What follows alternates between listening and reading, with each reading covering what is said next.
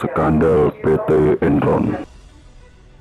Skandal Enron yang muncul pada bulan Oktober 2001 adalah sebuah skandal besar yang menyebabkan kebangkrutan perusahaan energi Enron yang berbasis di Houston, Texas.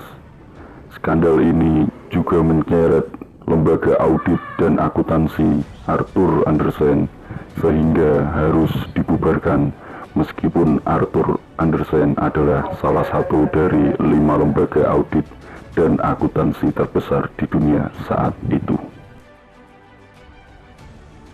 Sebuah artikel di majalah Fortune berjudul "Is Enron Overpriced?" yang ditulis oleh Bethany McLean juga mempertanyakan bagaimana Enron mampu mempertahankan harga sahamnya yang diperdagangkan senilai 55 kali dari nilai penghasilannya.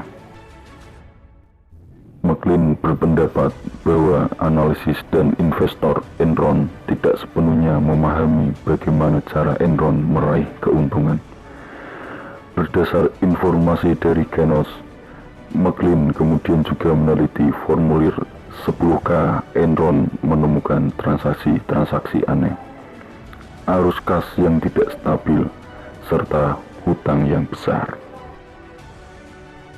Hutang yang besar terutama menjadi perhatian McLean karena bagaimana mungkin sebuah perusahaan dengan profitabilitas yang baik justru menambah hutangnya dalam skala yang cepat. Sebelum menerbitkan artikel tersebut, McLean mencoba menghubungi salah satu eksekutif Enron, yaitu Jeffrey Skilling, untuk mendiskusikan temuannya. Namun, Skilling menuduhnya tidak etis karena tidak secara lengkap melakukan riset terhadap perusahaannya. Pada kesempatan lainnya, Skilling yang saat itu menjabat sebagai CEO Enron bahkan melakukan serangan verbal kepada analisis Wall Street Richard Krugman yang mempertanyakan praktik akuntansi Enron yang tidak wajar. Krugman saat itu mengeluhkan bahwa Enron adalah satu-satunya perusahaan yang tidak menerbitkan neraca keuangan bersamaan dengan laporan pendapatannya. Seiring perjalanan waktu, Enron harus berhadapan dengan tantangan operasional, misalnya kesulitan logistik dalam operasional unit penjualan broadband komunikasi, juga kerugian yang harus ditelan Enron dalam proyek double power pembangkit listrik tenaga gas di India yang dipenuhi kontroversi, harga tinggi, dan suhu.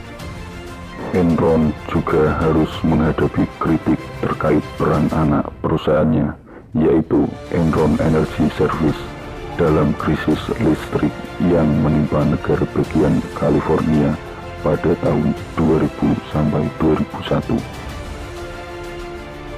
Pada tanggal 14 Agustus, Skilling mengumumkan pengunduran dirinya dari posisi CEO Enron setelah berada di posisi tersebut hanya 6 bulan. Skilling menyebutkan alasan pribadi sebagai dasar pengunduran dirinya tersebut.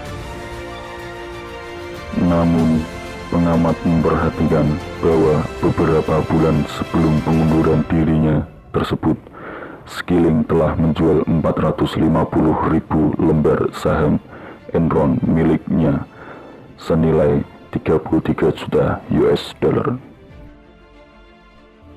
Meski begitu, Kenneth Lai yang menjabat sebagai chairman Enron memastikan bahwa tidak ada permasalahan di dalam kinerja perusahaan di balik pengunduran diri Skilling. Lai kemudian mengambil alih peran sebagai CEO. Itulah detik-detik kejatuhan PT Enron yang beredar di masyarakat.